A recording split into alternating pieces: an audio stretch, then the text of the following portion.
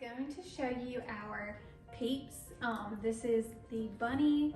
We call it a wreath kit, but you can use it for many different things.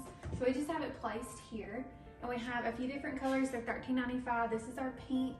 This is our yellow, but the yellow does not have any wiring, so you just kind of place it wherever you would like. And then our blue, purple, and pink have the wires in the back, make it easy for attachment to doors, wreaths. You could throw it in there. Like I said, we just placed it here. They are $13.95, and we do have a purple as well. We just don't have it here with us. So 4 colors, and they are $13.95. One of our Happy Easter signs. This can be used many ways.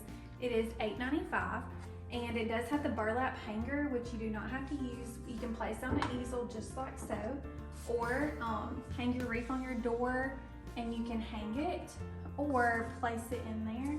You can even tie it at the bottom of your bow. Be super cute. So many ways to do this, or you can just get a nail and hang it on your door like that as well if you didn't want to do a wreath. So $8.95, you can shop this now.